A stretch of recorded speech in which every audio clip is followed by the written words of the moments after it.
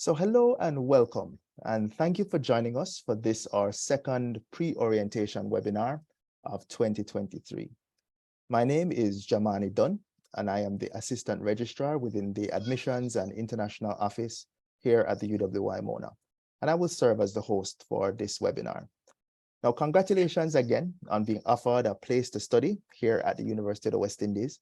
I can imagine that you are all very excited to start your UWI journey.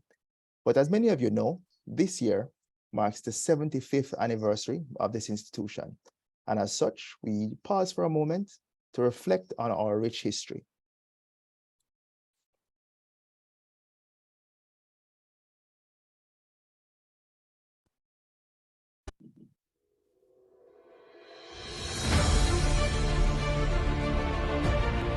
On October 3, 1948, months after the establishment of a branch of the University of London to serve British colonies, including an extramural department, then the University College of the West Indies, the first campus officially opened in Mona, Jamaica.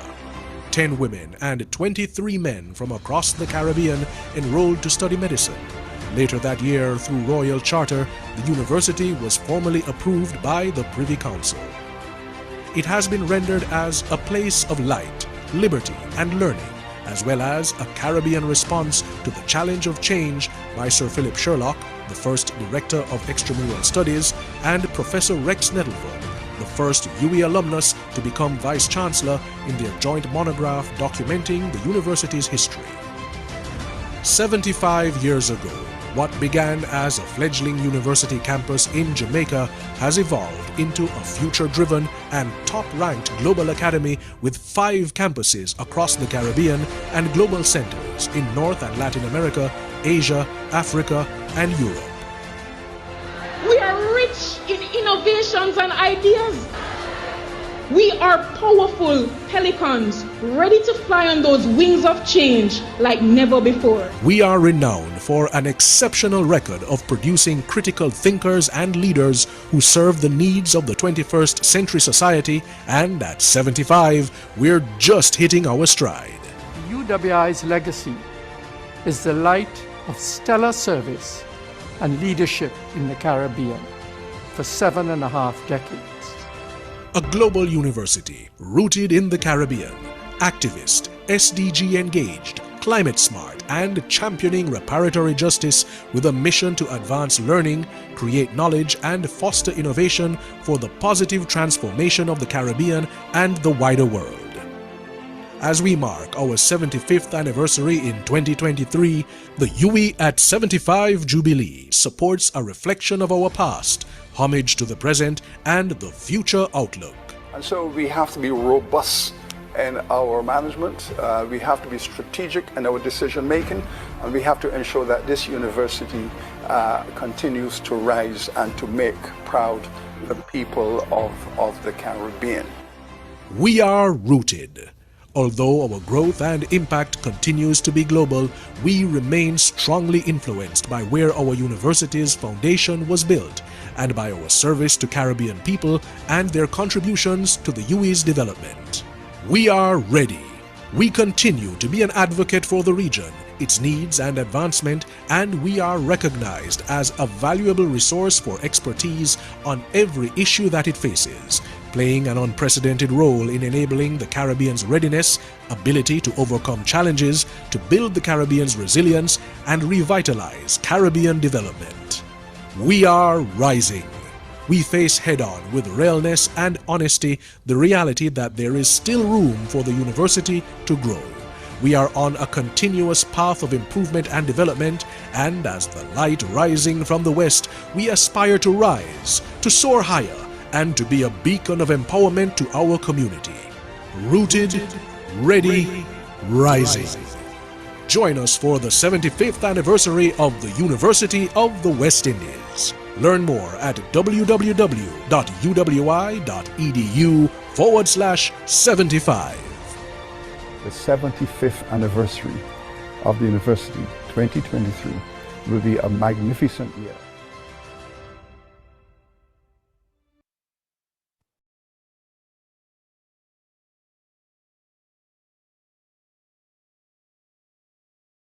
Right. So as you reflect on our history, rest assured that by joining the University of the West Indies, you're joining a distinguished family, which includes many of the region's leaders, many of the world's best thinkers, multiple Olympians, and not one, not two, but three Nobel Prize winners. It is a family that is rooted in excellence and a will to make a difference on a local, regional, and global level. Now, as incoming students, you represent our future. And we hope that your time here with us is a rich and rewarding one, and that you're able to achieve the academic, social, professional growth that you seek. Again, we at the Admissions and International Office are committed to supporting you along your journey. So without further ado, let me introduce the International Office team. Thankfully, we have most of them here with us today. So I will allow each of them to just introduce themselves very quickly, starting with Vikisha Allen. Good morning, everyone. Thank you so much for joining us, and thank you for joining the Pelican family. My name is Vikisha Allen, and I am the Medical Elective Coordinator and Administrative Secretary here at the International Office. Next, we will have Elizabeth Bailey. Good morning, everyone. I am Elizabeth Bailey. I am the Customer Service Officer here at Admissions and International Office. Welcome. All right, excellent. And Tony Ann Reed. Good morning again, everyone. Welcome to our session. I am Tony Ann Reed, the Exchange Coordinator. Fantastic. Now we're also joined by two extra special guests. So we have with us today Kimberly Henry, who works within the Student Administrative Services section. And we have Briannie Smith, who is an international student here at Mona. So we welcome you and thank you both for joining us. Now, the choice to expand your horizons and study abroad is truly a courageous one, and one that comes with a wealth of experiences that will be invaluable to your long-term development. But it will also pose its fair share of unique challenges. And one of the key challenges will, of course, be financial. So that brings us to today's topic: financial preparation, budgeting, banking, and managing your financial obligations. So for this webinar, we will again break it into three segments. In segment one, we'll start with a presentation on understanding and managing your money by Elizabeth Bailey and Tony Ann Reed. In segment two, we will hear from Ms. Kimberly Henry, who will guide you on making your payments and managing your financial obligations here at Mona. Then lastly, in segment three, we will hear from Briannie Smith, who will give you a student's perspective on the topic and share some advice on how you can manage your finances while studying abroad. Now, we'll take your questions at the end of each of those three segments, right? So for each segment, we'll have a brief Q&A section, so you can have your questions ready for that. Now, before jumping in, just a few points of housekeeping for this webinar. We ask that you keep your mics muted for the duration of the presentations. We encourage you to share your questions, though, via the chat at any point. Now, if you wish to pose your questions verbally, we encourage that. You can, pose them during the Q&A segments, and you can just raise your hand using the raise hand feature. Then when called upon, you unmute your mic, turn on your camera if that's possible, and then pose your question, right? Also, if possible, we'd ask that you try to focus your questions on the topic of each of the segments. Now, if we're unable to take your question during the webinar, we'll do our best to share responses with you after the session. We also have a very brief survey at the end. Again, we just want your feedback. So just take some time to fill out that survey and let us know how we did with this webinar. Now, before we go into our first segment, we want to connect with you a little bit and learn a little bit more about you. So Vikisha Allen will share our poll and we'll engage with you for a few minutes. Vikisha, over to you. Thank you, Mr. Dunn.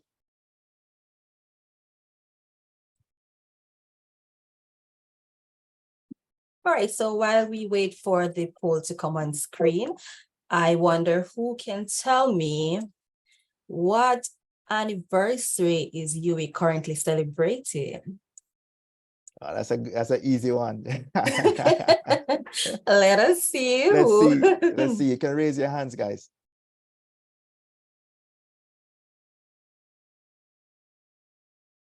No takers. We're not seeing any No hands. takers? Come We see on, one. guys. Eric February. Okay, Eric, you can go ahead. The 75th anniversary. Awesome. Okay, Eric, awesome. Thanks for that. All right, so the poll questions that you see on your screen, do you have experience managing your own finance? So you can select yes or no. Do you have experience with managing a personal budget? And we see the options there. You can select the one that best suits you. And then, do you feel prepared to handle your financial obligations to the UWI? Right, so we're waiting on those polls without. Now, Right. there is a topic for the 75th anniversary. Now, while we wait on the poll results, who can tell me what that is? Okay, Bernard, I see your hand Some people saying that they're raised. not Are seeing the you, poll. they're not seeing the poll? Let me try to see if I can relaunch it. One moment. Okay. Okay. Sharing.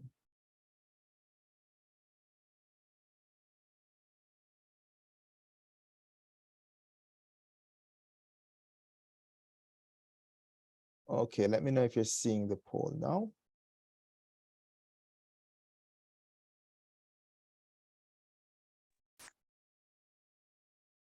It doesn't seem like folks are seeing it.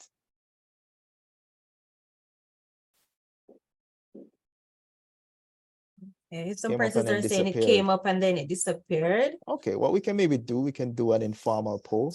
Just asking you to raise your hands. So we can start with the first question. Do you have experience managing your finances? So let's see who has that experience and who doesn't. All right, so you're seeing some hands going up.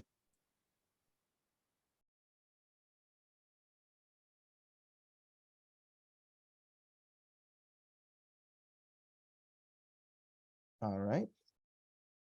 So I see Tiffany Weeks. Tiffany, what is your experience been like? Care to share a little bit about how you've been managing your finances?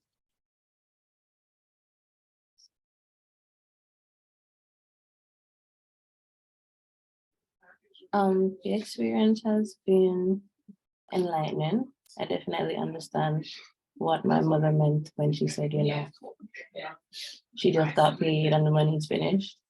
But I think I'm doing well with saving, budgeting and so on. I still have to contribute to the house, I have to help pay the bills and so on. So far it's been okay. Excellent. Where are you coming from, Tiffany? I'm in Montserrat. Oh, from Montserrat. Excellent. Yeah. Thank you for joining us. All right, so we'll maybe ask Brandon Balchan.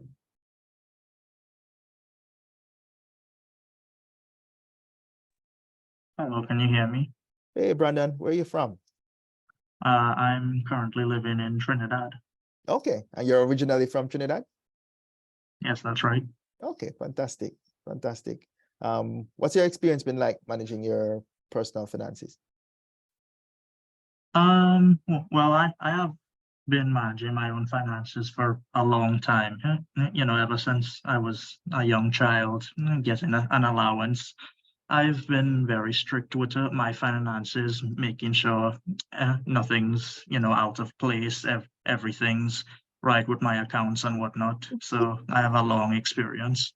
Okay, excellent, excellent. So you have your personal budget nailed down? Yeah, more or less, you allocate so much money for food, expenses, whatever you need. It's pretty simple. Okay, excellent. So I suppose you can be one of those students that can guide some of the others in this regard. Sure. If anybody needs help, feel free to reach out. Fantastic, fantastic. All right, so let's look at some of those who don't have their hands up, who maybe are less comfortable with their managing their own finances. I know it's new for a lot of people. So Erin Sands, care to share a little bit about your experience? Is that one of your anxieties?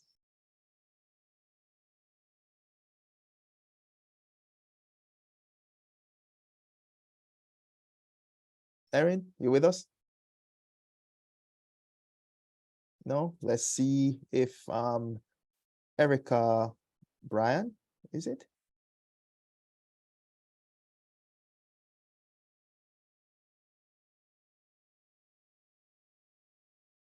No, Erica either. What about Francesca Wilson? Sorry, I'm at work now, but could you repeat question for me? Right, no, just trying to find out about. We noticed that your hand was down. Perhaps you're at work, so you're distracted. Managing finances. Yeah, about managing your personal finances. You have experience with that or not so much? I have some level of experience, but I feel like I still need to have an idea, especially for UWI leaving the country. I'm from Trinidad, by the way. So I just need a little help. It's fairly simple to decide how much money you want to allocate to specifically food or transportation and stuff like that. So Right. I don't really have that big of a problem. Okay, no problem. And we hope that this session can, for those of you who have less experience, that it can really provide some additional guidance. And as we discussed, hopefully you can also share and support each other in this regard. All right, so hands down for a second. I'm going to ask you one of the other poll questions. So hands down, hands down. And so, okay, so the next question that we'll be asking is, do you feel prepared to handle the financial obligations to the university? So do you feel that you have the relevant information, that you're clear on all of the fees that you need to be paying? So let's see. Let's see some hands going up. Okay, only seeing 2 hands so far, 3. Okay, you see some hands going up. Yeah, and hopefully this session will also share quite a bit about that with you. And hopefully you'll leave this session a lot more informed. So we'll ask Antoine Dells. Are you with us, Antoine? Or Anwan, sorry, Anwan Dells.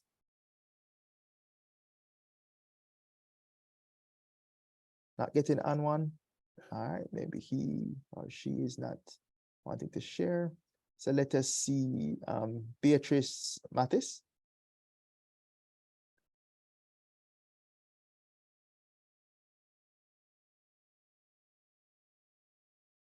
Oh, Beatrice. All right, what about Brianna George?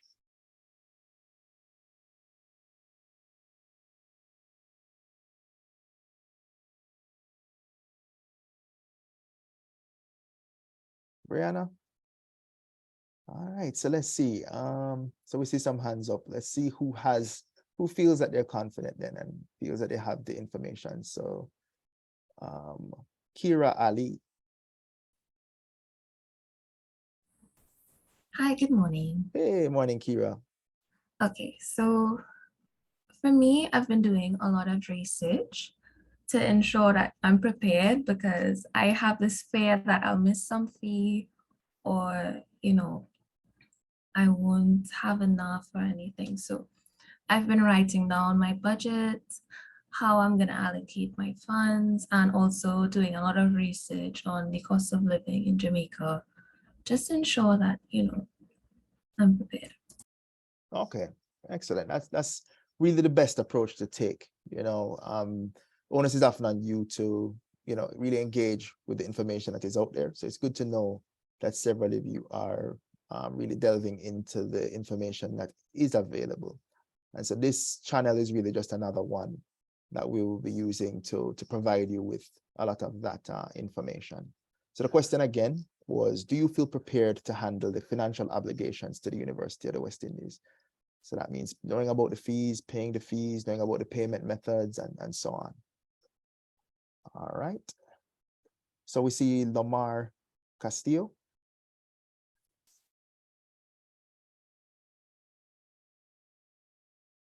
With us, Lamar?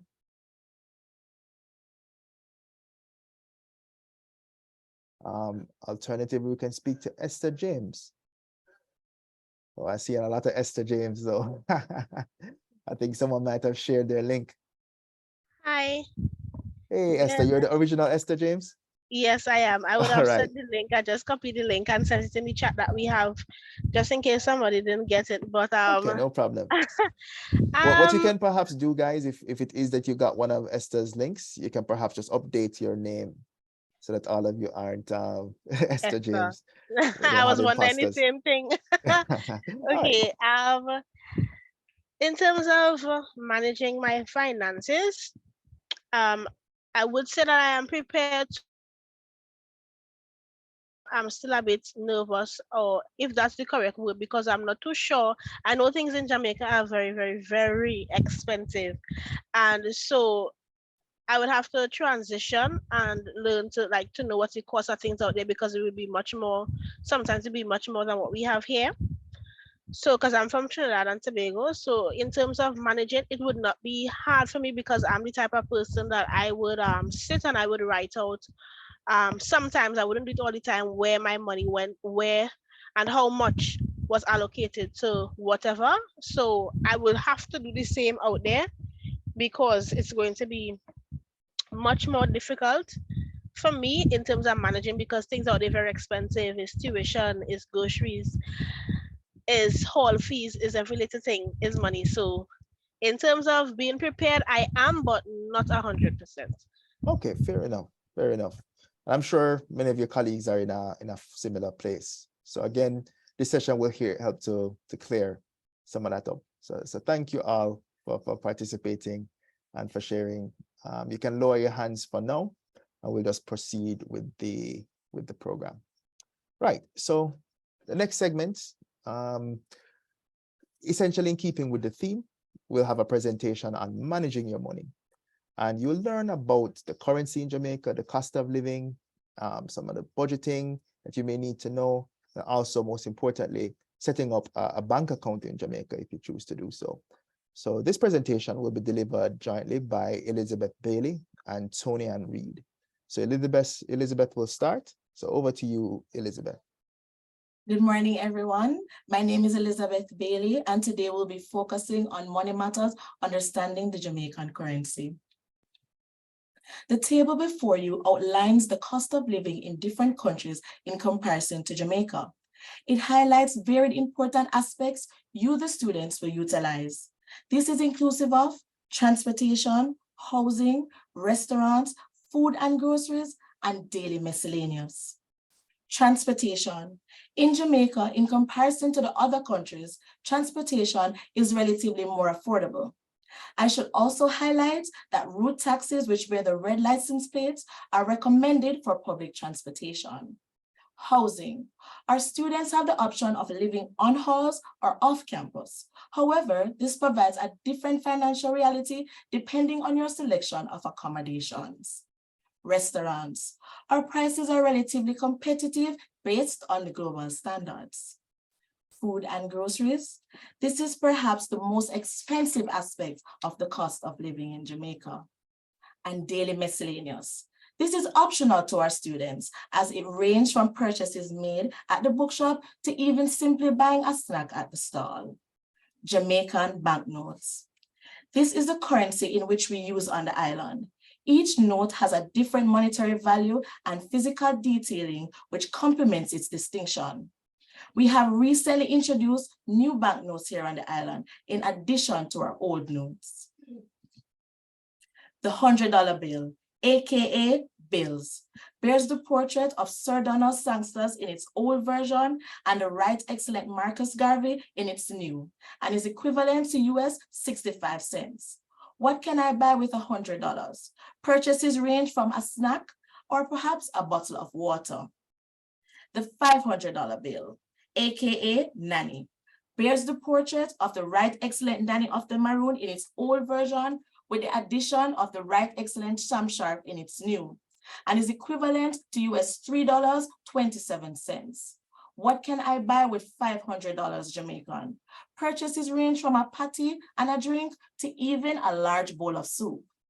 The $1,000 bill, aka, the $1,000 bill, aka Grand, bears the portrait of the Most Honorable Michael Manley in its old version and the Right Excellent Norman Manley and Sir Alexander Buster Manley in its new version. This is equivalent to US $6.53. What can I buy with $1,000? Purchases range from a medium lunch and drink to a 2-patty combo. The $2,000 bill, or new edition. This bears the portrait of the Most Honorable Michael Manley and our former Prime Minister, Mr. Edward Seaga. This is equivalent to US $12.94. What can I buy with $2,000 Jamaican? Purchases range from a large lunch and drink combo to even a KFC combo.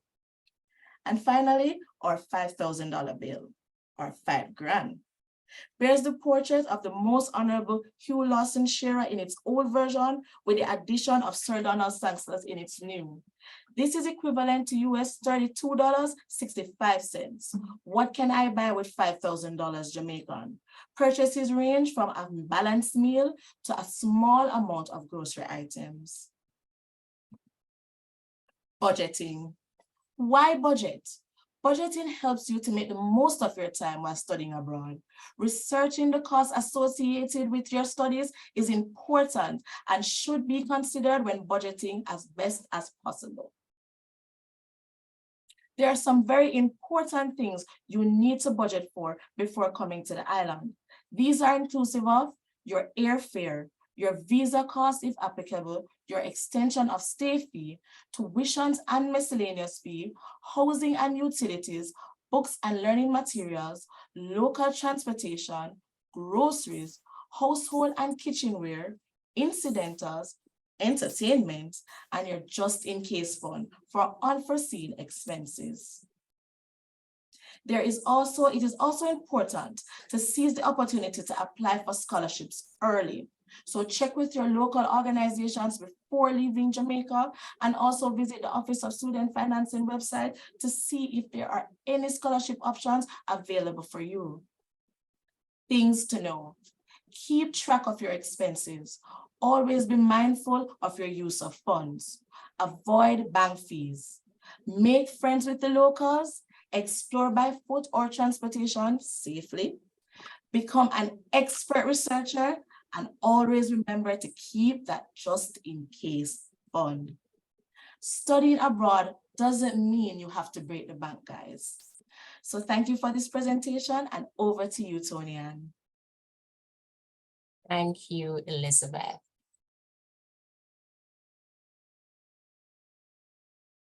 Good morning again, everyone. I will be presenting to you on how to open a local bank account.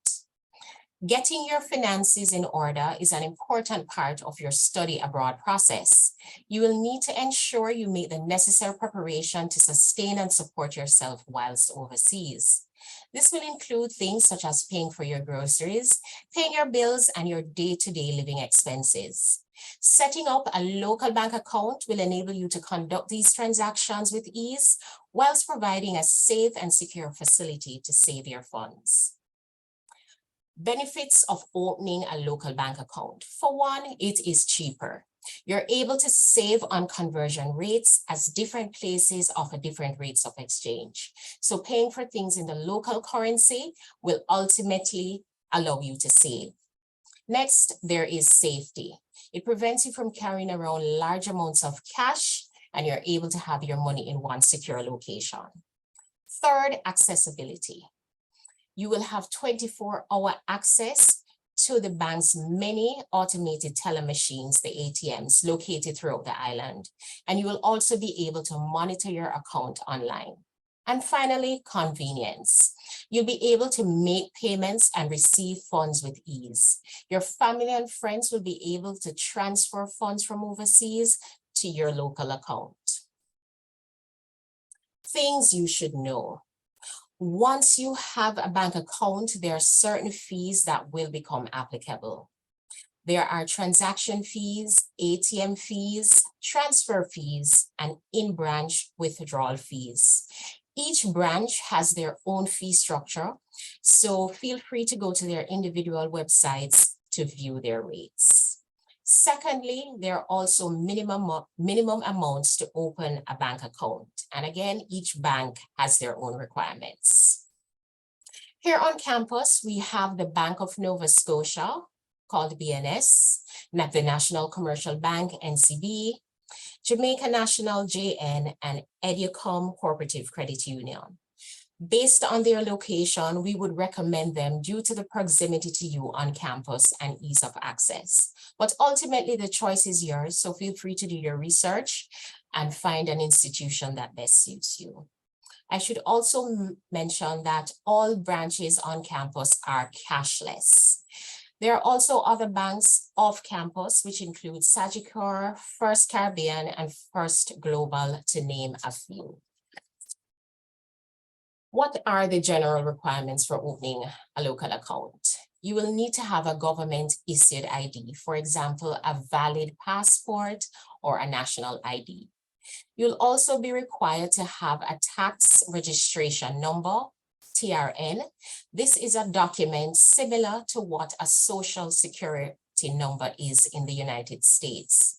You will need to have references, proof of address, source of funds, and to prove your student status. And finally, you will be required to complete an application form. So what we've done here is to put together a chart that shows each branch on the UWI campus and their requirements. So you can just take a brief minute just to look over and see what the requirements are.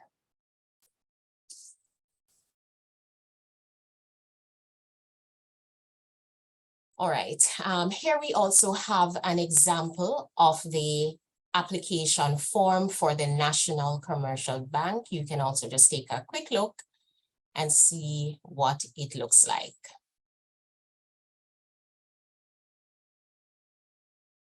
Okay, before I had mentioned a TRN would be required to open an account. You may be wondering, what is a TRN? This is a unique 9-digit identification number assigned to each individual. It is needed to transact business with various institutions such as banks, etc.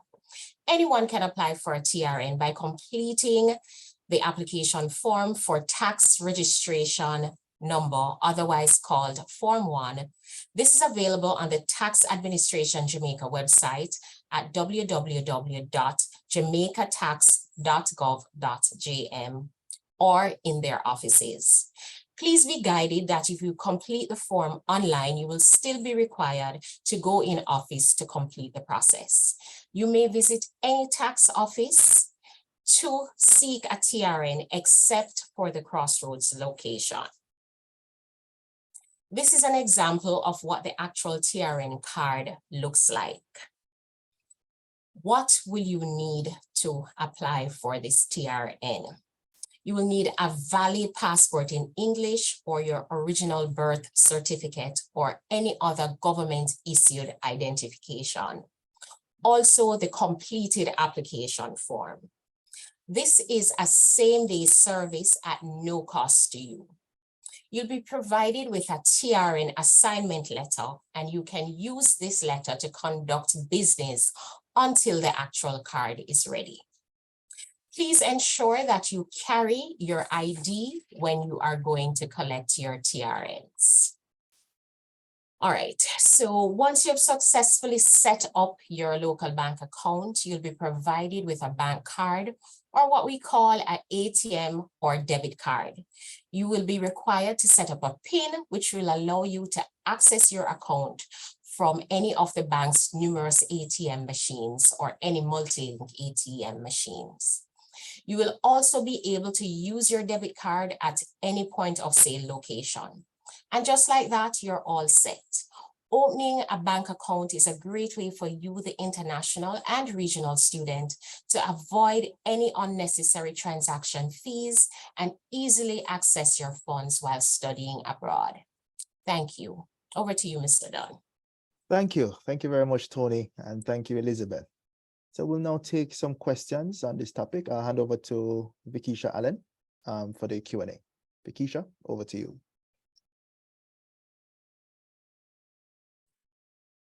Thank you, Mr. Dunn. Not seeing a lot of questions from our students. I guess Tony and Elizabeth gave them most of the details that they had needed. Right. I'm seeing But one hand though. I'm seeing Ria Mohammed.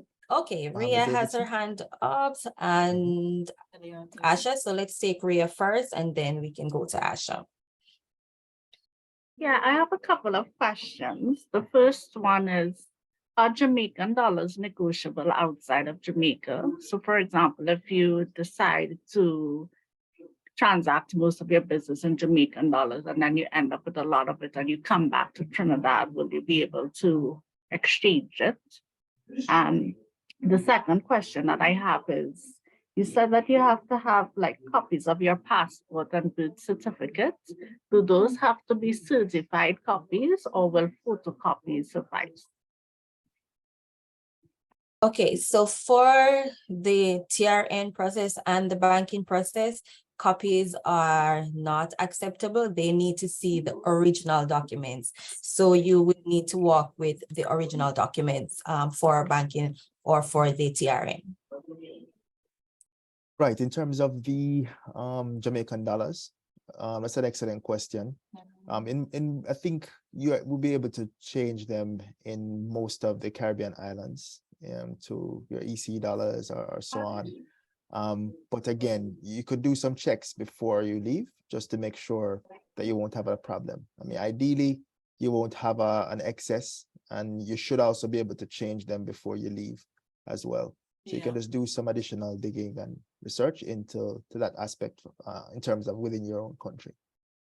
And the other question I had was about your ability to access US dollars. Is that difficult in the Jamaican banking system? So do you have to prove, for example, that you're going to be traveling or what you would need the money for? You mean to buy US dollars? Yes. Not typically, not based on my experiences. I suppose depends on the quantity that you'll be buying. If it's extreme quantities, I imagine that maybe some questions would be asked. But typically, I don't think that is a challenge that is experienced.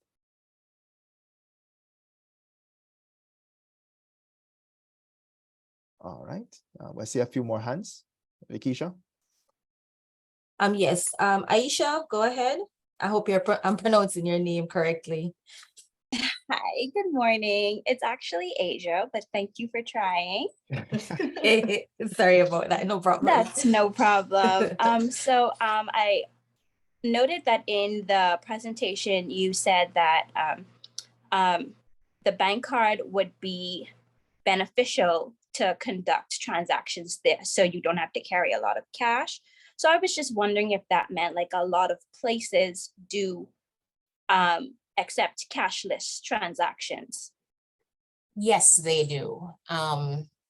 They accept both cash and bank cards, internationally issued cards as credit cards as well. So you would not have a problem going cashless. So Visa and MasterCard are widely accepted. Right, Visas. You'll find that the smaller establishments, the more casual establishments may not accept cards, but the larger ones will. So you find like a little side shop may not accept cards, they will take cash. But the standard shops and stores will accept cards and cash. Okay, perfect. Nice to know. Thank you so much. You're welcome. Thank you for your question. Vikisha? All right, so we can go to Shari Lun next. Listen, I'm sorry if I'm pronouncing your name incorrectly. You can just correct me when you come on, okay? Yeah, it's Shari. Oh, yeah, most people pronounce my name wrong. Yeah, I have an idea of the tuition and fees and my personal expenses. However, I am curious about the average minimum cost of books and field trips. I know you won't be able to give me the exact quote, but I just want to have an idea of the average minimum cost. Okay, so for that, Shari, I would recommend that you check out our website as it relates to fees and the books that you will be using so that you can get a cost of that. And also the field trips as well, because we do not have that information in our department. Right, and we can share some details with you because we did conduct a little research recently, just in terms of some of the broad brush costs and so on. So we can, in a subsequent email, share some additional details that might be helpful in planning and budgeting in that regard. If you don't hear from us, you can always just reach out to us and we'll be happy to share that with you. Thank you. Okay, all right, so we'll take 2 more persons and then we move on. So let's try Bernard.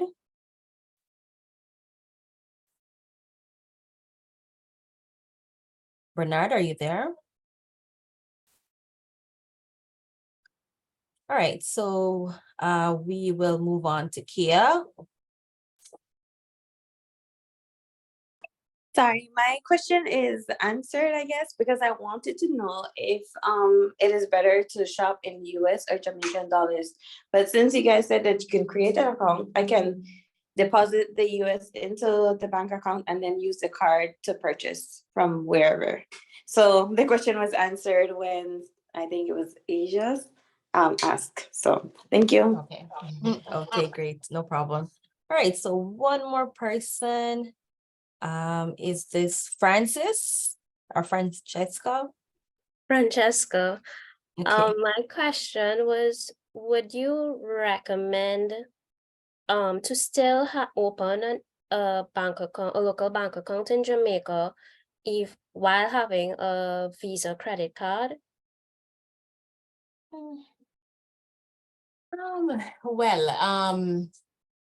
In terms of accessing cash at the ATMs, if it is that you would want to pull cash, we would recommend setting up the local bank account because it would give you access to the ATM machines in which you could pull cash, if that is something that you would want to do. So if you want to go that option, we definitely recommend owning the account. But if it's that you just want to use your card solely, then it would not be necessary for you. Okay, thank you very much. You're welcome. So over to you, Mr. Dunn. Okay, and thank you for so many excellent questions. For those of you who didn't get to go to your question, just feel free to just drop it in the chat and we'll see how best we can respond to them following the session. So thank you again, Vikisha, and thanks, Elizabeth and Tony, for your presentations. No problem. So now we move into segment 2 of the webinar. And in this segment, we will be hearing a presentation from Kimberly Henry. And Kimberly works within the Student Administrative Services section, also known as SAS. And SAS is a very important department within the bursary, which functions as a liaison between students, faculties, and other departments on campus, with respect specifically to student-related financial issues. So really key. So her presentation will be on managing and making payments and managing your financial obligations to the university. So we encourage you to pay, of course, keen attention. And I'm sure you'll have a lot of questions as well. So Kimberly, over to you. Thank you. Just a moment while I pull up my screen.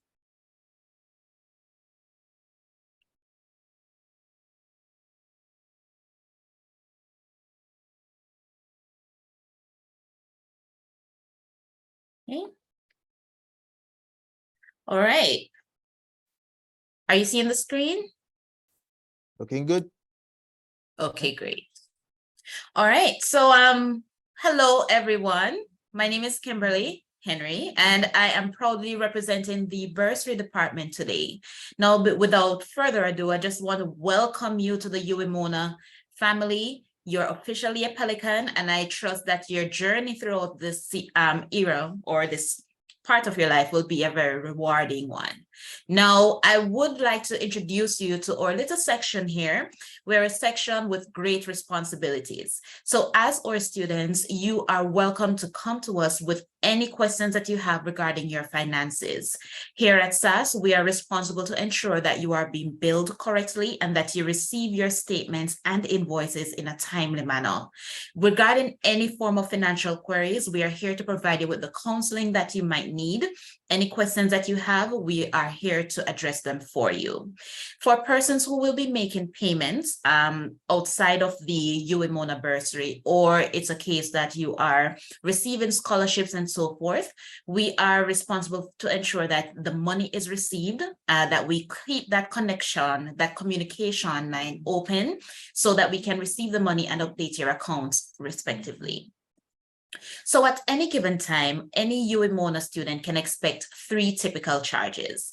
Now, the standard charges would be either tuition, miscellaneous, or residence where applicable.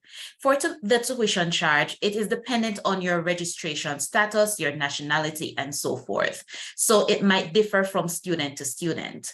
For the miscellaneous fees, this is a compulsory fee that you're expected to pay once you're a registered student here at the institution. So you only pay the miscellaneous fee once per academic year. So, and it's usually in your first semester. Payment of your miscellaneous fees ensure that you are able to take advantage of other services, other resources that are available to you as students on the campus.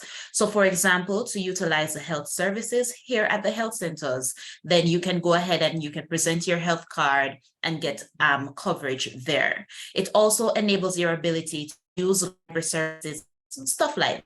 So it is a mandatory fee that you pay only once, and it opens the door for other services.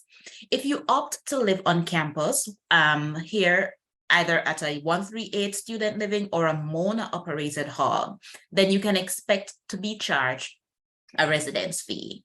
The charge for residents will differ based on the hall that you choose to reside on. And I will be showing you where you can see these particular fees so you have an idea as to what the cost is like.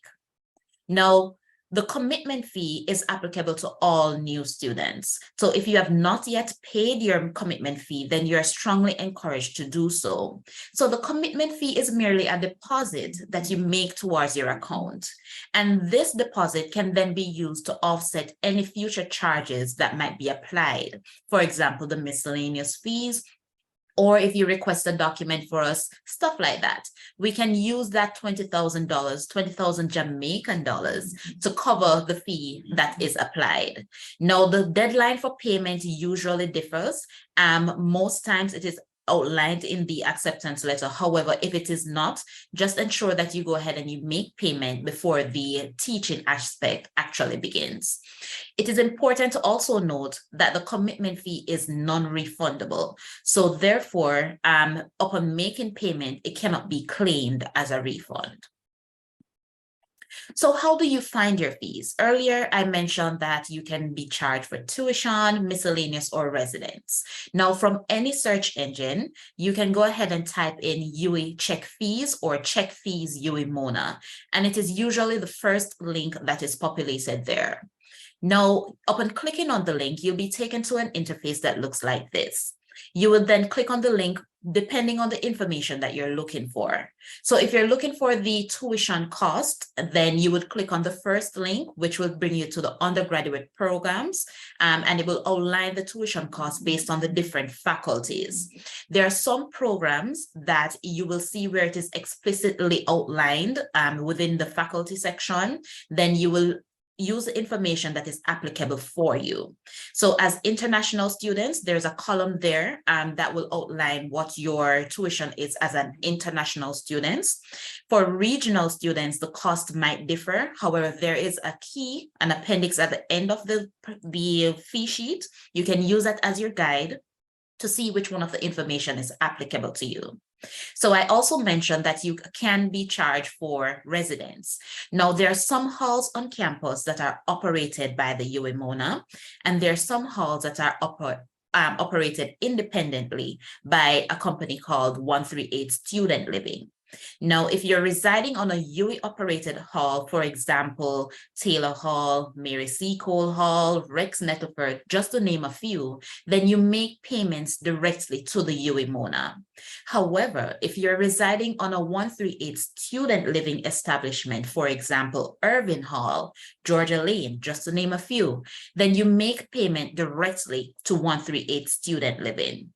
If by whatever chance the payment is made over to UWI Mona, but you're residing on a 138 student living establishment, then we have measures in place where you can request for said funds to be transferred to 138, but in an effort to reduce the time or to reduce the inconvenience, then it is strongly encouraged that you pay to 138 student living directly.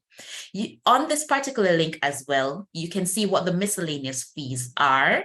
And there's also an option there where you can do online payments, which I will go into in a few. So currently, the miscellaneous fees for the upcoming academic year, meaning 2023-2024, which will commence next month, going into September, it is not yet released, but just to give you an idea as to what the miscellaneous fees were. So for this year, if for a student that is commuting, meaning they did not live on any of the halls on campus, they lived off campus and traveled to school, then the miscellaneous fee was 20,667 Jamaican dollars. However, for those students who were living on hall, any one of the halls, whether it is a Mona operated or a 138 establishment, then the miscellaneous fee was 28,967 Jamaican dollars. Now, as mentioned, both these fees are subject to change. Upon making the payment of the miscellaneous fee, then it will also cover your cost for your ID card. So the ID card is factored into the fees that are quoted here as a new student. All right. Now, earlier I mentioned the commitment fee. So if you've already paid your commitment fee of that $20,000 and no other charges were applied to the account, meaning you did not request a service that comes at a charge and you have the full 20,000 there, or even if you have a balance left from that 20,000, it can be used towards the miscellaneous fee. What you are therefore encouraged to do is to just make the payment of the difference, and that will cover the cost of the miscellaneous fees once it is applied to your account. So just remember, the miscellaneous fee is charged to your account once you start your registration, and tuition as well is charged to your account once you start to register. All right. So for the payment options, here I have outlined all the popular payment methods that we use.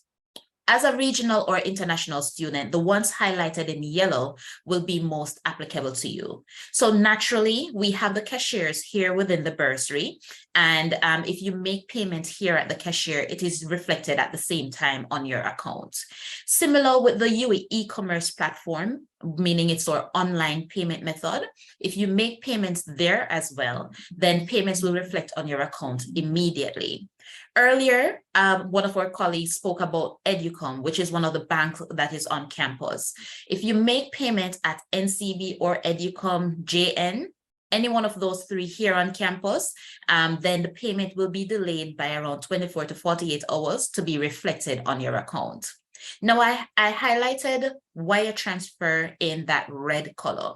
Now, wire transfer is one of those options that regional and international students oftentimes take advantage of, especially if you are not able to make the payment in person here at the cashiers or any one of the banks, or the online payment method is simply not working out for you. Now, I highlighted it in red because it usually is the last option that we encourage, and I will be going through the reasons for that in a bit. So just bear that in mind. So if you want to make a payment, first thing, either UWI e-commerce or at the bursary cashiers reflects same time on your account. But we have other methods, for example, the banks that are on campus, Western Union, Paymaster, and Bill Express are other local options as well. So if you come here, you get familiar with our processes and you want to go off campus to make a payment, just to let you know what the options are, all right? So for the UWI e-commerce platform, you will be encouraged to visit the website in the first place. So from any search engine, once again, you can type in UWI e-commerce Mona, and it will take you to a page that looks like this, as illustrated in the picture.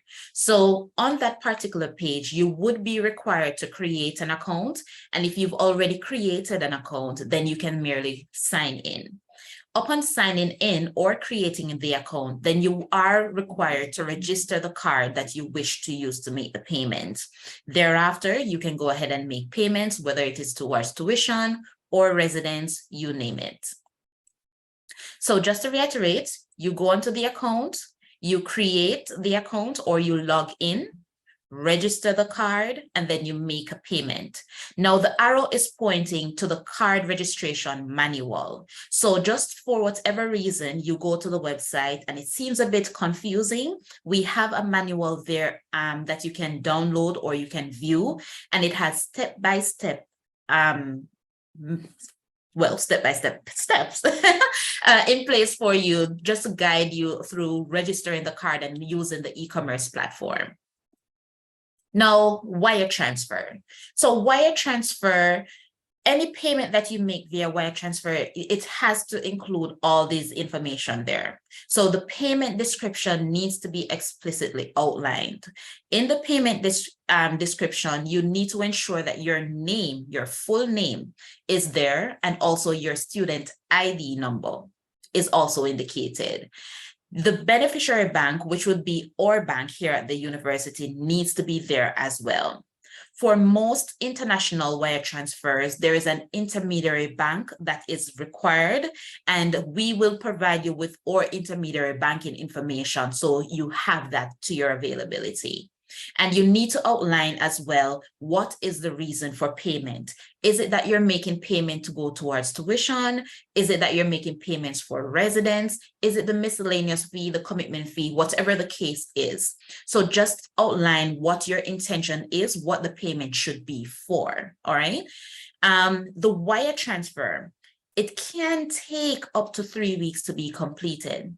So upon initiating the transaction with your bank, the processing time is a bit delayed. Hence the reason we normally say it is the last option, because of the processing time itself.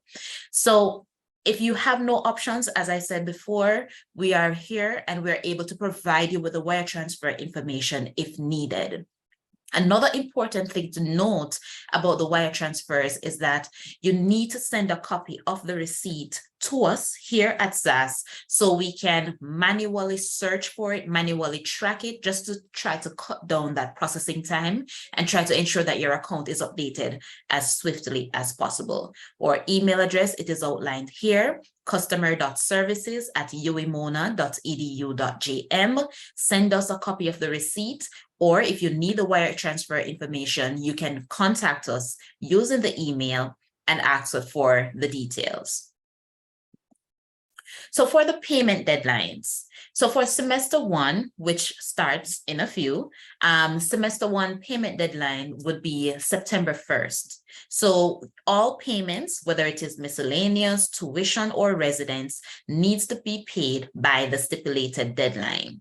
In semester two, there is a deadline as well, which is January 12th, 2024. So these deadlines are in place if you're unable to pay for the tuition for the entire year at once. It is important to note that when tuition or residence is applied to your account, it is usually applied for whatever is applicable for the semester. So for argument's sake, let's say you go to the fee sheet and you see where your tuition is quoted and it says per annum, then you can expect for half of the tuition to be billed in semester one, the remainder in semester two. So the first portion is due by September 1st, and the second portion is due by January 12th. The miscellaneous fee, it is due by September 1st if the semester one is the first time you're registering for the academic year. If your first registration would be in semester two, then the miscellaneous fee will be applied then, and that is when it is expected to be paid. So for those among us who you might not be able to pay for the semester's tuition all at once, or you're not getting any financial assistance from donors or scholarships or grants, then here in the bursary, we offer installment plans that can help you. So installment plans basically allows you to pay the semester's tuition in smaller installments, so in smaller amounts, usually each month, right? So for example, we have the tuition installment plan, and the requirements are that you need to ensure that the miscellaneous fee, it is paid in full. A deposit of 25% of whatever the tuition is for that semester is required upfront. You need to make sure that you're fully registered. So you've selected all your classes. They have things that they call overrides, meaning you are trying to get into the course, but you have to request for acceptance into the course. It is called an override. Then you need to ensure that that acceptance is processed, or your override request overall is processed before you go ahead and opt to apply for the installment plan. If for whatever reason you're a returning Pelican, you're just doing a new program and you have any outstanding balances with us from before, then this needs to be cleared as well. We also have installment plans for residents. Now, the residence installment plan that we offer is only applicable to the halls that are operated by MONA. For the 138 student living establishments, then you'd have to engage them to find out what your options are. But for a MONA operated hall, then you need to ensure that the miscellaneous fee, it is paid in full. A 25% deposit is required, so a 25% of whatever the residence fee is for the semester, and the charge for residents needs to be applied to your account. If you're not seeing where you are being charged for residents, then you need to speak with the hall manager, who will be able to assist you in updating same. And also, if you have any outstanding balances with us, then that needs to be cleared as well. So the application for the installment plan, whether it is for tuition or residence, it will become available as of August 10th, 2023. So this is something that you request online through our platform that is called the Bursary Online Student System. I will be introducing you to same as well. Now, the installment plan, the amount that you pay per month, it will be dependent on the balance that you have outstanding after you've made that deposit. So if your charge for tuition is $100,000 and you went ahead and you made $25,000 upfront, you paid $25,000, then the 75 that is remaining will be divided into 3 equal parts, because you can get up to 3 months to pay off the installment. So whatever balance you have there will be divided into the number of months that you need the plan for, and that will determine what your monthly payments would be.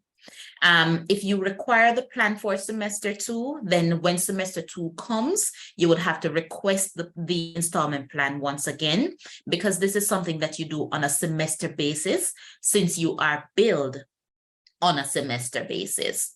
The deadline is not yet outlined, but once that information becomes available, then you will be notified. So this is basically to illustrate what was mentioned before. So you pay the deposit up front, and then at the end of each month, between September to November, then you can request for the installment plan, 25% of the whatever balance is there. So I just want to introduce you, or let you know rather, of some of the penalties that can be applied to your account if you fall delinquent, meaning your payments are not made by the stipulated deadline. So if after the deadline, you still have a balance outstanding, you are not on an approved installment plan, then the first thing that you can look out for is that a late fine is calculated and applied to your account. So as per the university's policy, the 1% late fine charge will be calculated on any balance you have outstanding, applied to your account until the account itself is regularized, meaning your balance is cleared. Additionally, if you have monies outstanding, then you can expect for a financial hold to be applied to your account. Now, a financial hold basically is it restricts your ability to utilize the services that are available on campus it blocks you from your exam. So you cannot enter a final assessment or a mid-semester assessment with a money outstanding or a financial hold on your record. It also blocks your ability to view your grades or to request transcripts, to see your transcripts and so forth. The worst case scenario, let's say that we have been trying to reach out to you to remind you about the balances, remind you about the charges. I just want to let you know that the university has the right to transfer your account over to a collection agency who will do what is required within their jurisdiction to retrieve the funds from you. So that's a worst case scenario. But I want to let you know that we here at SAS, we're here to assist you. So if you have any challenges, we strongly encourage that you reach out to us, come to us, speak to us so we can know what is happening. So we will be in a better position to assist you and offer the counseling that you would need. So earlier I mentioned our online platform, which is the Bursary Online Student System. Now, SAS offers services online, so you don't necessarily have to come in branch, in office to request said service. So from any search engine, once again, you can type in UWI Online Systems. Under the section that is labeled Students, you click on the option that says Bursary Online Student System. You sign in using your ID number, which would have been provided to you in your acceptance letter, and your password, which by default would be your birth date, in the order year, month, day. However, if the password is not working for you, then there's a link there where you can start a chat with the Mona Information Technology Services, aka MITS, to have a password reset. Once your credentials are up to date, you can sign in, browse, use the forms that are available. Some of the forms would require that are available would be, for example, the installment plan. You can see your unofficial statement of accounts just to see the charges and the payments that have been applied to your account over a period of time. You can also request official statement of accounts. You can request tuition letters, things like that. So you can use the services that are available to you online, or you can come in office and we can guide you through. It is important that if you are sending someone to represent you, if you're sending someone to conduct business on your behalf, then the proxy authorization is enabled on your account. So also on the Bursary Online Student System, the website, the option is there to add a proxy. Now, this is very, very critical because you, the student, you are our client, and we are not allowed to disclose information to anyone who is not you.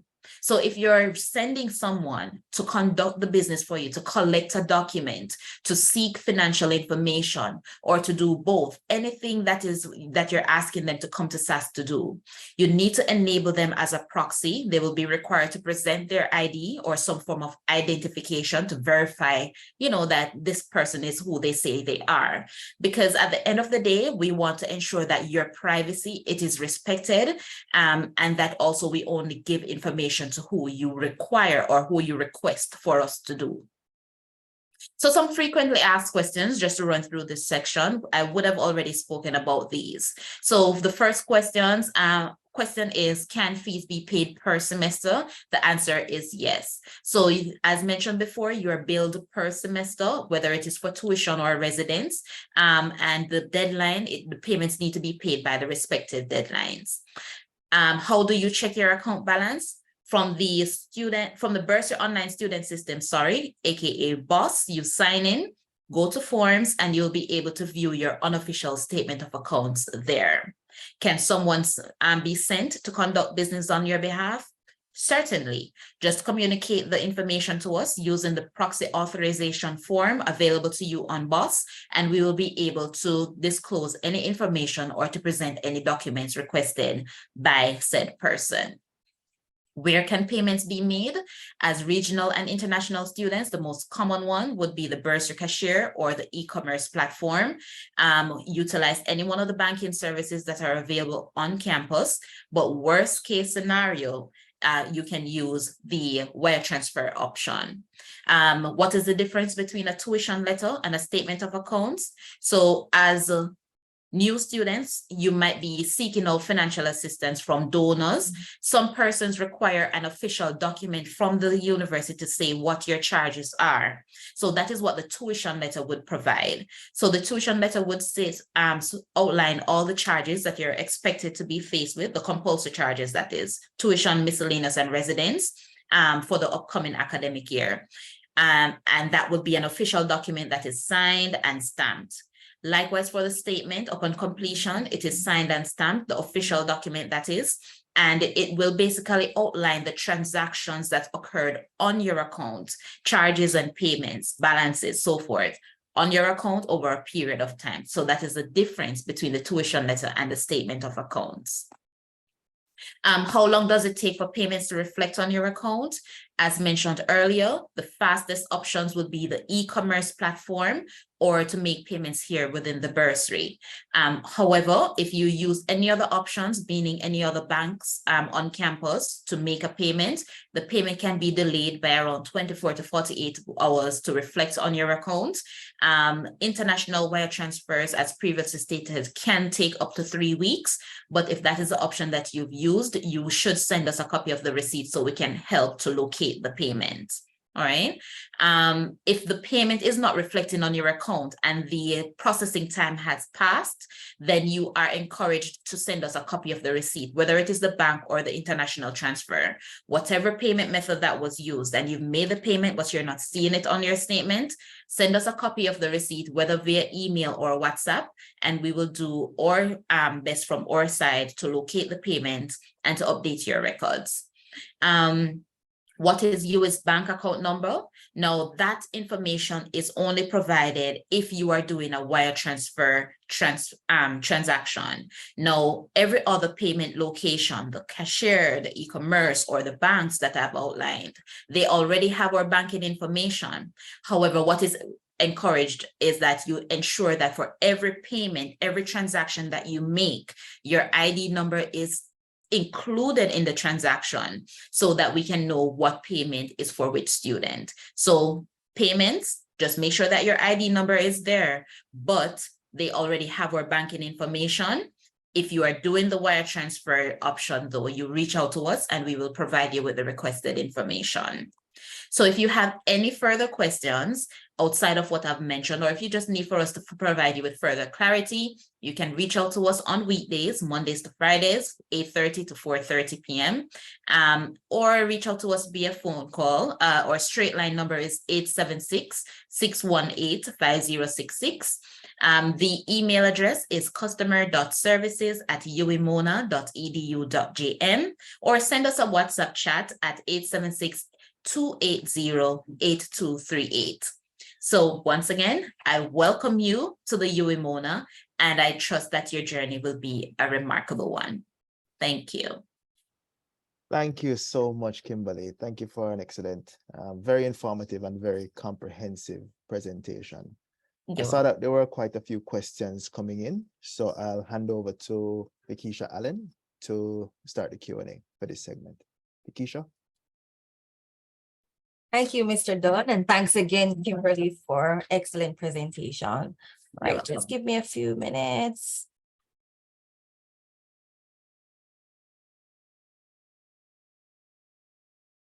And persons can also raise their hand if they have a question as well. And please also note that we will post this video on our online platform as well. All right, so I'm seeing a hand from Esther James. And she also shared a question in the chat. Esther?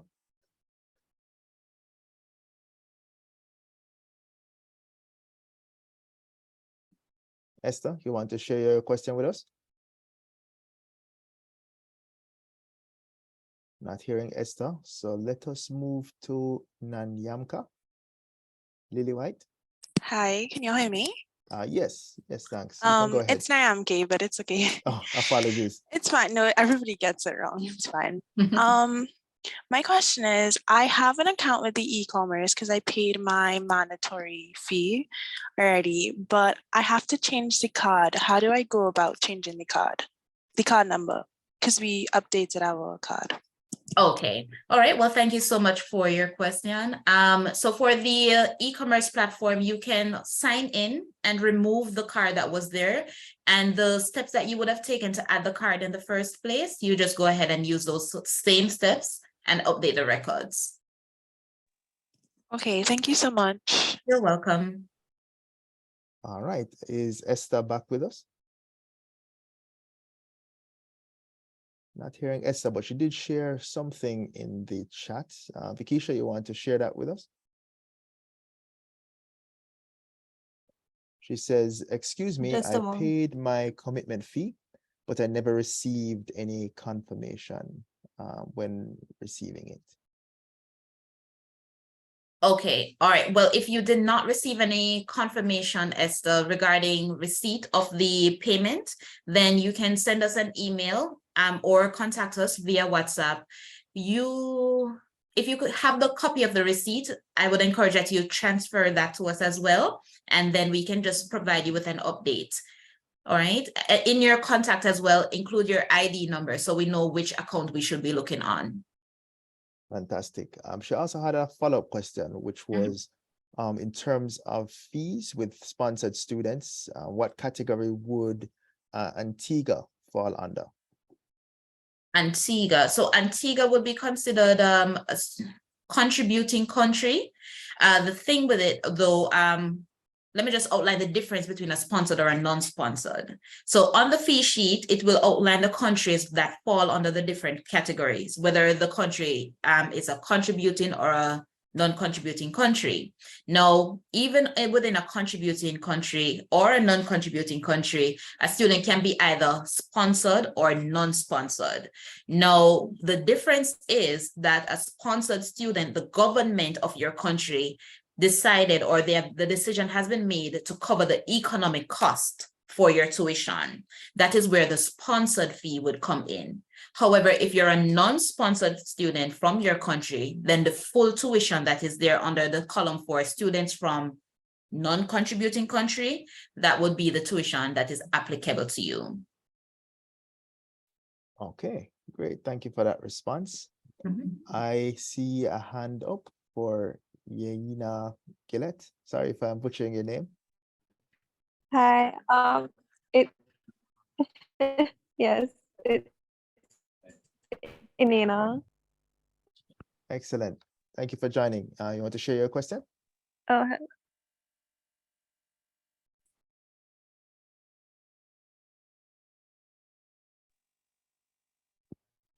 Hello?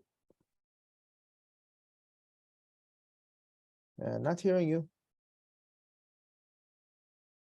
Yeah, no, sometimes we'll have some audio challenges.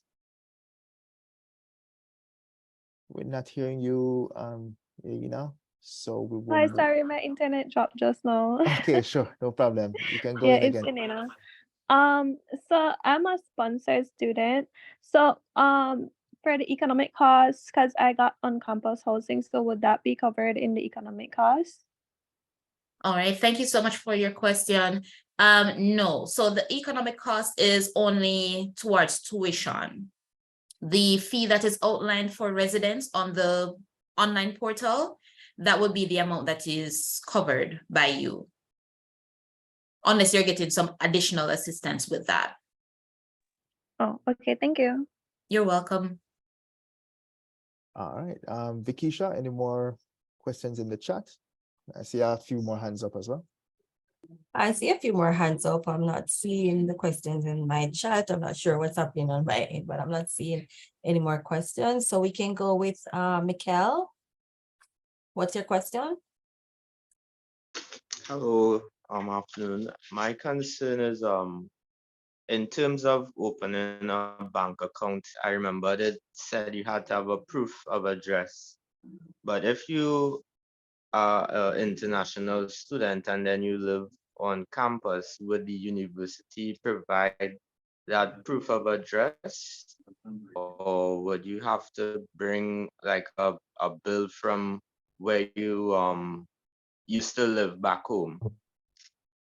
Okay, so for that, once you are, when you apply and you're applying as a student from UWI, once you state the hall that you're staying on, that is acceptable proof of address for opening the bank account.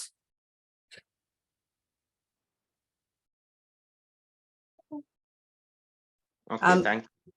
You're welcome. Esther, is your hand still up or did we answer your question? All right, so we're not hearing Esther. I see a question in the chat. It's from Michaela.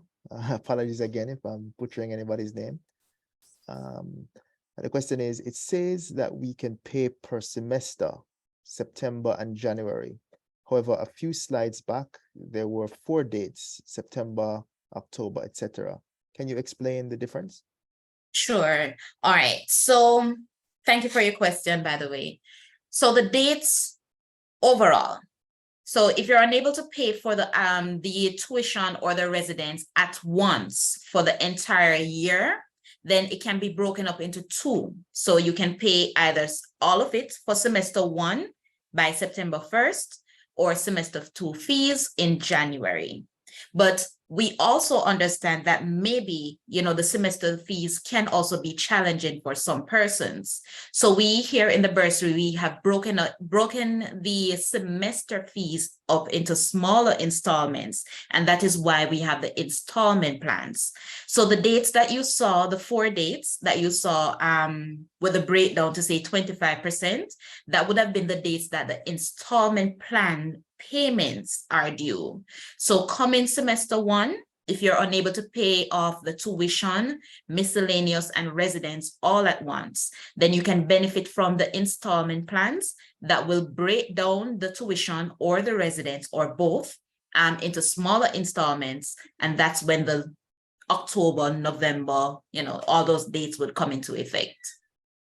Only if you're on an installment plan. Excellent. Right. Another quick question from the chat. When is the deadline for the commitment fee? I'm not sure if it was mentioned before. All right, thank you for that question. So there's not one set deadline for the commitment fee. Usually, or we here at the bursary, we had the understanding that it's usually stipulated in the acceptance letter, but I understand that not everyone gets that.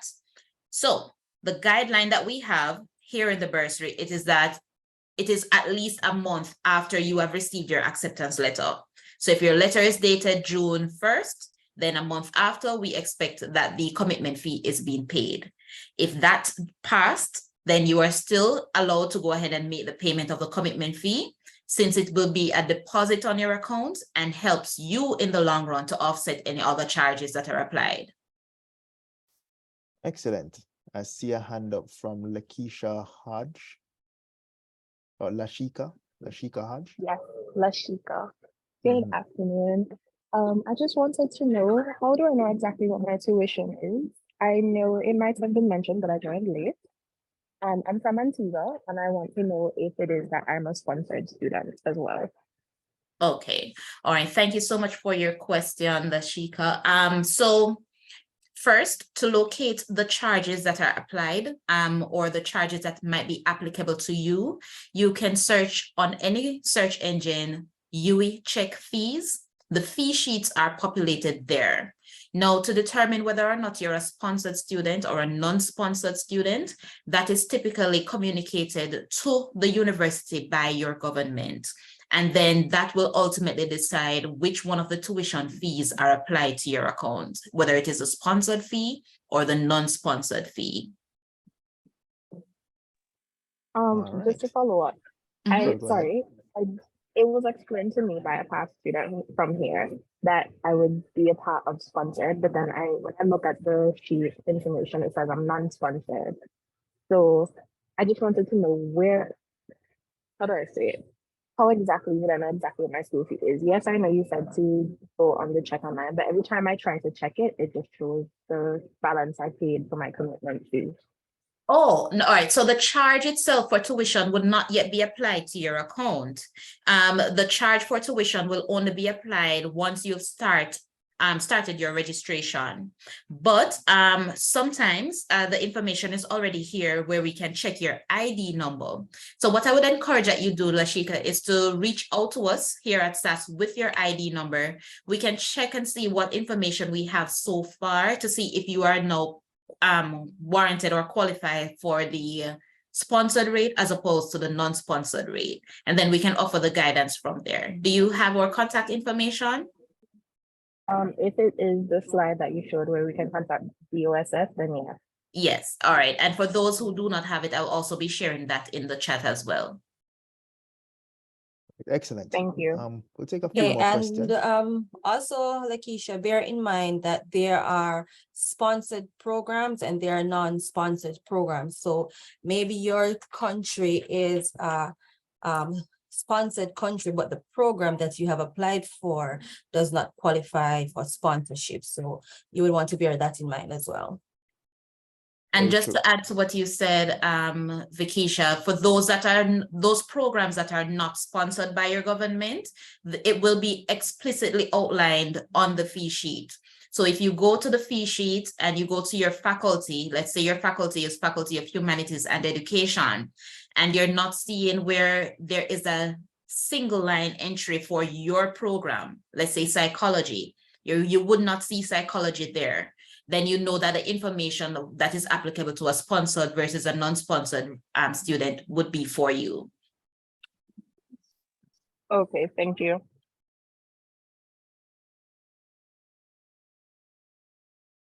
Right, so we have another question from Ria asking what type of cards are accepted on the online payment system, whether it's Visa debit, Visa credit card, MasterCard, etc. All right, so on the e-commerce platform, it accepts Visa credit and debit and also MasterCard credit and debit. Also, there are some restrictions in terms of currency.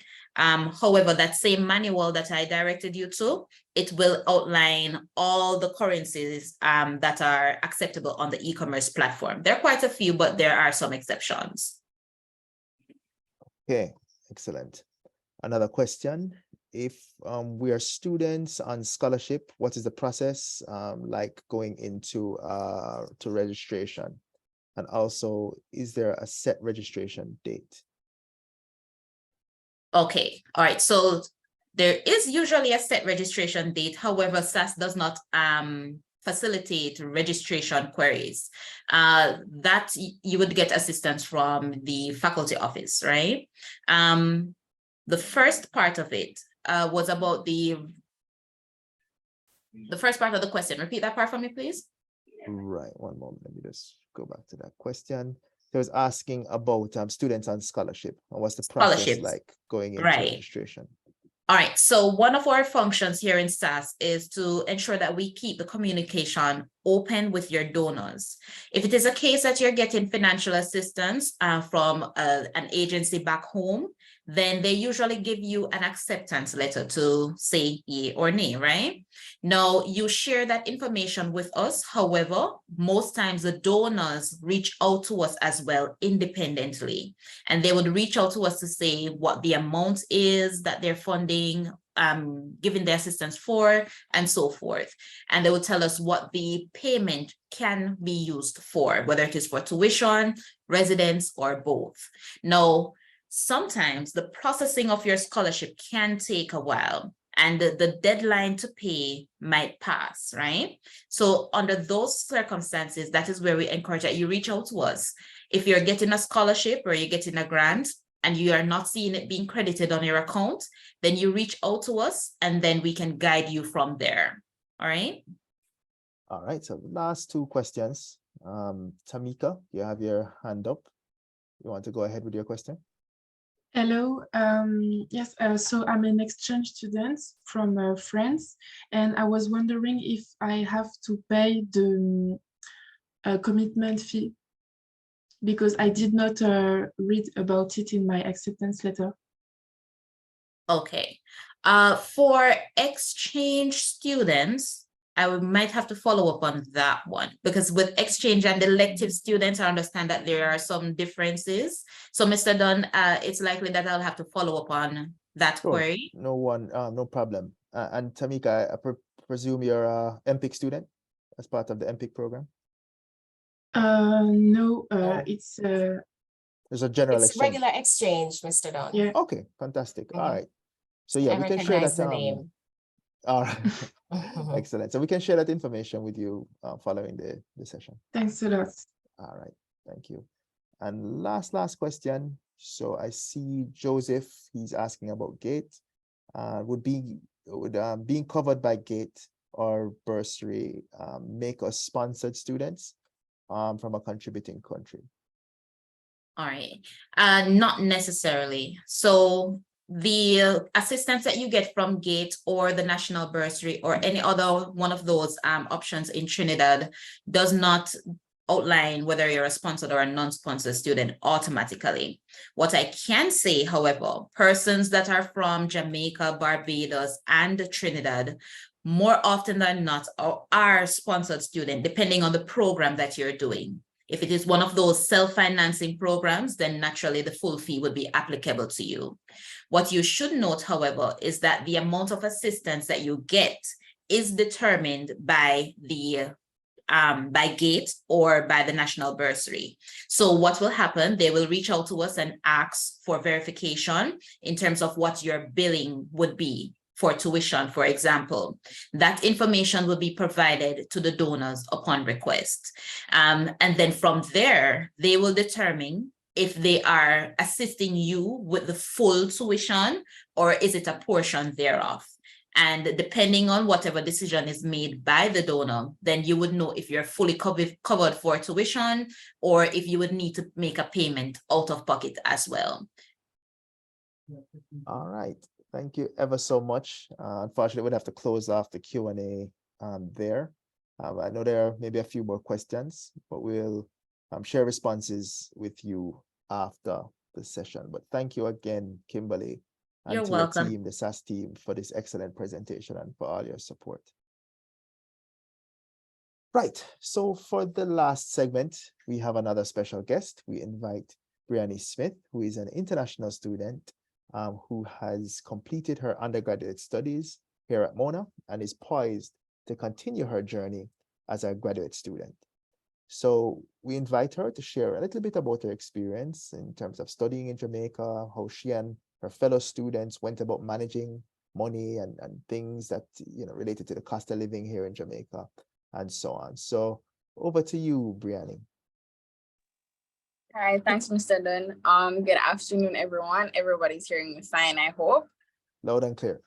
All right. So, firstly, I want to congratulate all of you on being accepted to the UWI Mona, the best campus. Maybe I'm just biased, but the best campus to be. And usually I was looking through the participant list, and usually I don't see much people from Belize, but I actually went to school with Inena, who asked a question earlier. So that's a good, you know, full circle moment for me. So as Mr. Dunn said, my name is Briannie. I am Belizean. I am 21 years old.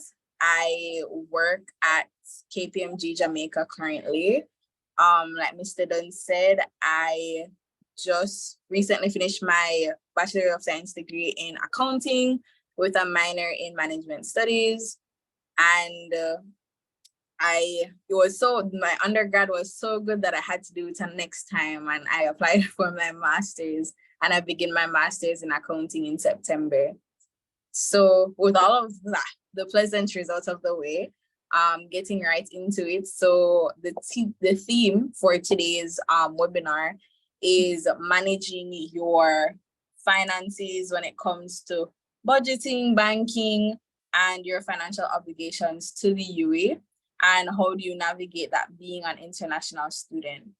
And I always say that you guys are at a great advantage attending this session specifically, because when I was coming to the UWI, 2019, I found it really hard to research and find the information that I was looking for. I didn't have access to all of the resources that you guys have access to now. So I'm really grateful to the ISO office for putting on this webinar for you guys. So the first thing I would say when it comes to budgeting is that it's very easy to spend a lot of money, especially for me when I just came. I never had an allowance growing up to the degree that I had to manage big amounts of money from month to month. My mom just gave me the money that I needed for the week, and that was that. So my experience with budgeting was very, very limited. And coming out here, like I said, it's very easy to spend a lot of money. I was just given a credit card. I know that said credit card had a certain limit to it. And I know just not to spend above or to max out the credit card so that I don't have any money in it at all. So for me, coming from Belize, it was very easy for me to use my credit card, like they were saying in the presentations earlier. Most places accept credit cards all over the island, just that more of the smaller establishments, like they were saying, might not take it. And if you do use US, I would advise you to find a cambio that has a really good rate and change over your money to Jamaican dollars, because like they said, a lot of establishments in Jamaica, they have a different rate. So for example, if you want to go to Wendy's and use a $20 US bill, it's going to be different than if you go to, for example, General Foods or Starbucks with that same $20 bill. Everybody has their own exchange rate. So I advise for you guys, if you have money in other currencies, to try your best to change it over to Jamaican dollars. When it comes to opening a bank account, I strongly recommend doing that.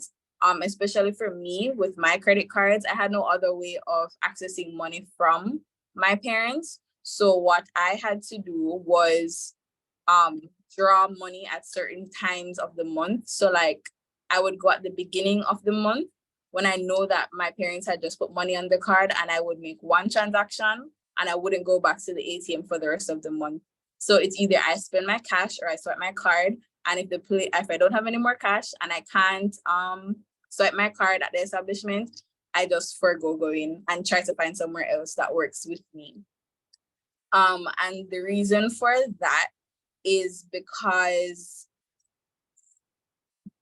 a lot of places it's very hard to when it comes to cash, especially if you're just learning the Jamaican currency. It's very easy to get confused, and you might spend a little more or spend a little less. But what I did, I opened a Jamaican bank account. I drew the money off of the account and I deposited it into the Jamaican bank account. And for example, if you're doing your hair, your nails, there are people on hall, or people on campus, and they usually take money transfer, but it would have to be from a Jamaican bank account. So for things like that, it makes it very much easier.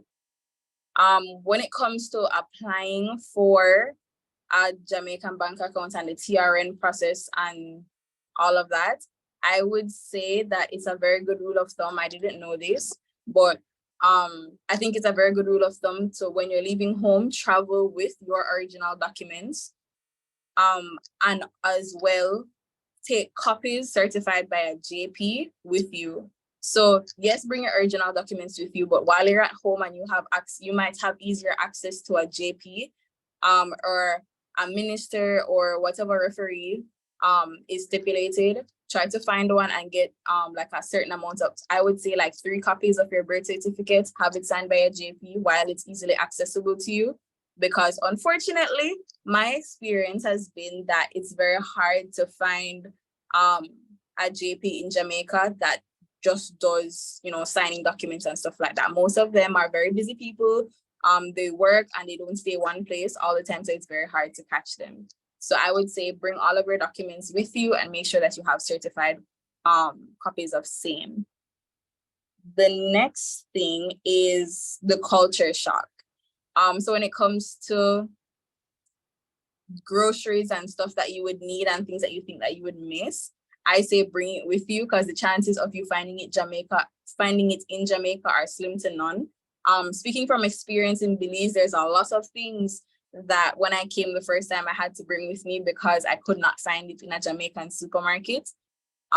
So if you know that you're a person that you're a very picky eater, and that you like to eat certain things, make sure that you come to Jamaica with your stock to last you until you get to go back home. When it comes to the cost of living, I would say that depends on what's most important to you. Because the way that I framed or the way that I modeled my budgeting was make sure that I take care of my financial obligations to the UWI first, and then I budget what's left for me and for whatever I decide to do with it. So when they say pay your commitment fee, please pay it, and please pay it on time. When they say to make your tuition payment, if you know that you can't make your tuition payment by the deadline, ensure that you're applying for a payment plan. For me, that really helped. And yeah, just make sure that you're always meeting your financial obligations to the UWI first, as well to consider your extension of stay fee, and your miscellaneous fee, your residence fee, and stuff like that. So make sure that you get all of that out of the way first, and then whatever is left, you can use to go about your day-to-day expenses. I heard some of you guys asking like about groceries and how the cost of food is expensive and stuff like that. I would say that the cost of food is expensive based on your diet and what you eat. So obviously, if you're used to eating a certain brand or something and you're not willing to try another brand of the same exact product that might be a little bit cheaper, then obviously you're going to be paying more. For me, what I did was in my first year and all throughout my 3 years at UWI, I lived on Irving Hall. And what I did with my friends was that all of us, we usually cook and eat together. So what we used to start to do is go to the supermarket together and we buy food and we pool together our money. So that's like, I'm giving 10,000 Jamaican, for example, I'm giving 10,000 Jamaican dollars. My friend is giving 10,000 Jamaican dollars, and my other friend is giving the same 10,000 Jamaican dollars. So now you have a budget of $30,000 and you buy stuff that you know that you guys are going to eat. So I feel like that's a very good thing to do.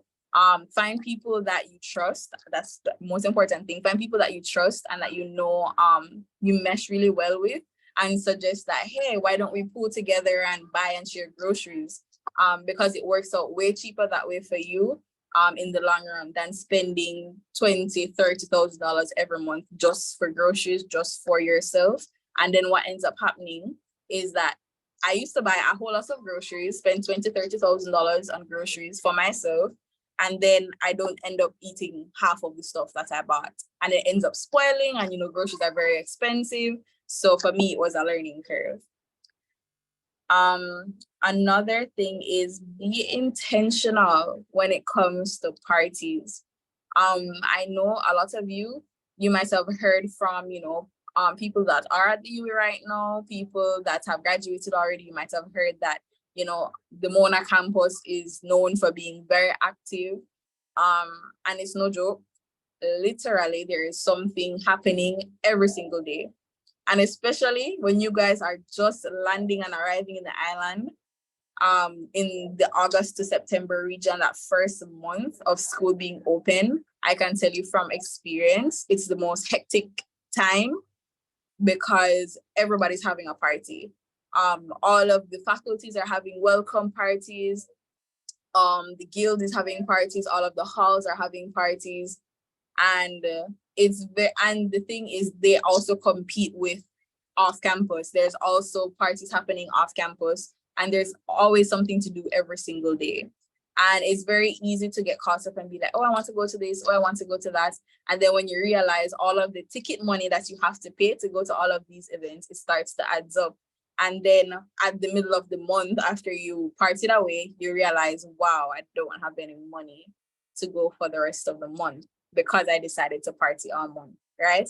So for me, I just pick and choose, especially I don't go anywhere alone. So me and my friends usually come to a decision and we decide that, okay, for this month, we're going to go to this party, and we're just going to forego everything else because we don't have it. Earlier when I was saying that it's very easy to spend a lot of money, when I just came, I come from Belize where we don't have any fast food franchises, right? So for you guys, like you guys that are from Trinidad and Barbados, you probably have a Starbucks, a KFC, a Popeyes, whatever the case may be. You probably have at least one or couple franchises, right? But for me, coming from Belize, I have none. Like I don't have a KFC, I don't have a Burger King, Subway, none of it. I have none. So when I just came and I realized, and I'm a coffee lover, and I realized that there's a Starbucks that's not too far from campus. It's in Ligani. I was very, what you call it, excited. I think that's I think that's the appropriate word. I was very excited that it was so close by, and I was like, yeah, and I was just swiping my card.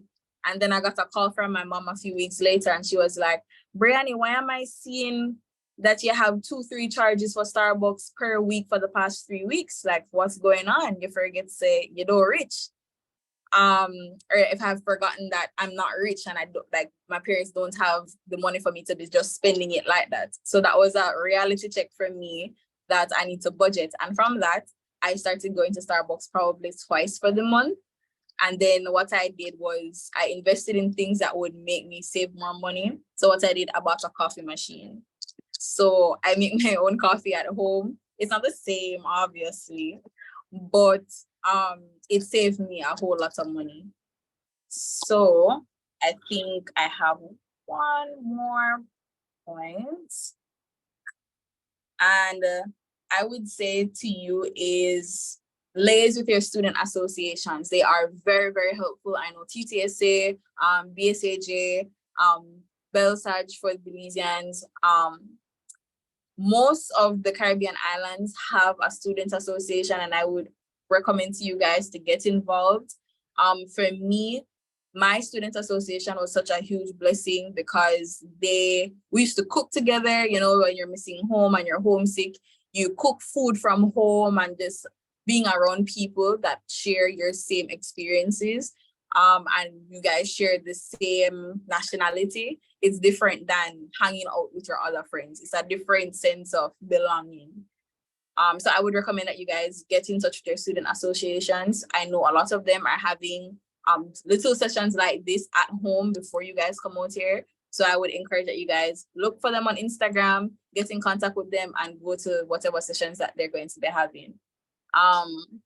Come to orientation. I know that they're going to have a regional and international students orientation sometime in August, I believe. And for me, that's where I made some of my first friends that are still my friends to this very day after the degree is done. So that's your first point of contact, getting to know people from all over the Caribbean, and getting acquainted with them, knowing what halls they live on, what programs they're doing, so you guys can form study groups, you can go out to eat together, you guys can shop together, and share experiences. Because trust me, it's better to navigate UWI life with people and with good people than it is to do it or try to do it alone. So I think I was going to mention about when it comes to living on a hall and buying your dorm essentials and stuff like that. Most of the halls, and I think the International Students Office as well, they have a list or a suggested list of things that you can bring. Most of these rooms, they don't have anything other than your bed, a closet maybe, a desk, a chair, and stuff like that. So bring everything that you could possibly think about that's going to make your little space comfortable and cozy. And just enjoy your time at the UWI. It's going to be, if you're doing med, I know that's going to be a while, but the 5 years are going to pass by so fast. And for me, my 3 years passed by so fast. COVID took up majority of it, but I wouldn't trade coming to the UWI Mona for the world. As you can see, I liked it so much once, so that's why I decided to do it again. But take advantage, the last thing that I have to say is take advantage of all that the UWI has to offer. I know if you guys remember, I mentioned earlier that I work at KPMG Jamaica. And for those of you who don't know, KPMG is one of the big 4 accounting firms. And I actually got an interview for that job through the UWI's Placement and Careers Office of Placement and Careers. So the opportunities are there. The UWI is very helpful. The ISO office especially, they're very helpful, very warm and friendly. And I know that you guys are going to be in exceptional hands. So yeah, enjoy your time, and I wish you guys all the best. Thank you. Thank you so much, Brianni. That was really a excellent presentation and shared quite a bit of your personal experiences. I know that will be very valuable to the students here. Very quickly, I'm very mindful of the time. Do we have any questions for Brianni? Let's maybe take 1 or 2. All right, so checking not to see, not seeing any questions. questions right now. It means that I'm yeah, it means you aced it. You aced it. Yeah, no Yes. questions. You exhausted everything. So thank you. That was really excellent, Brianni. So we really appreciate your presentation and the time you'd have spent sharing with our students today. Thank you guys for having me. Certainly, certainly. So this brings us to the end of our webinar. So thank you all again for joining us today. We encourage you to join us for our next webinar, which is on Friday, July 28th. And the topic will be managing your physical and mental health. It's a crucial topic. You know, Brianni mentioned it and she talked about culture shock and so on. We'll touch on some of those issues there. So it's very key to surviving your study abroad journey. So please don't miss it. With that said, I'd like to also thank our guest presenters, Kimberly Henry and Brianni Smith, for their excellent contributions. I'd also like to thank the fantastic International Office team, in particular, Elizabeth Bailey, Tony Ann Reed, and Vikisha Allen for all their hard work in supporting and preparing for this webinar. And of course, we again thank you, our incoming regional and international students, for taking the time to attend, and we hope that you found this session informative. We also look forward to meeting you in person on Tuesday, August 22, for the regional and international student orientation session that Brianni alluded to. And, you know, we have a survey, just a registration survey that we can get some information from you that which will help us in our planning. So I share that in the chat. So please, if you have not yet registered, please do so as soon as possible. Additionally, we also have our exit survey. So please give us your feedback on this session. We really appreciate that. Thank you again, you know, for coming and connecting with us. We look forward to connecting with you again soon. We hope that you enjoy the rest of your day. So take care, everyone. All the best.